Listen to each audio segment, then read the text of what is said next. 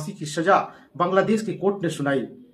वही पूर्व प्रधानमंत्री जिसने कई दशकों से बांग्लादेश के प्रधानमंत्री के पद पर रहे, वही शेख हसीना जिनके पिता शेख मुजीबुर रहमान ने बांग्लादेश की आज़ादी में एक अहम योगदान रहा, वो राष्ट्रवादी नेता के रूप में भी जाने जाते हैं।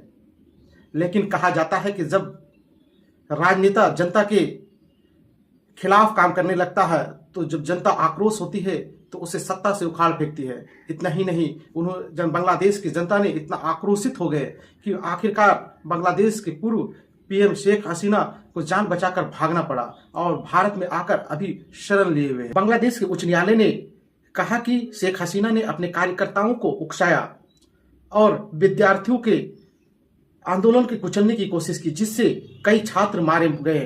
यह मानवता के खिलाफ एक नरसंहार था, इसीलिए शेख हसीना को फांसी की सजा सुनाई गई। क्या सवाल खड़ा होता है कि भारत बांग्लादेश को शेख हसीना सौंप देगी? अगर नहीं सौंपेगी तो क्या बांग्लादेश और भारत के बीच का रिलेशन में कुछ खटास आएगा? इन तमाम सवालों से घिरा हुआ है। आपकी इस पर क्या राय है, कमेंट बॉक्स पर जरूर लिखें। फांसी की सजा बांग्लादेश की कोर्ट ने सुनाई। वही पूर्व प्रधानमंत्री जिसने कई दशकों से बांग्लादेश के प्रधानमंत्री के पद पर रहे, वही शेख हसीना जिनके पिता शेख मुजीबुर रहमान ने बांग्लादेश की आज़ादी में एक अहम योगदान रहा, वो राष्ट्रवादी नेता के रूप में भी जाने जाते हैं।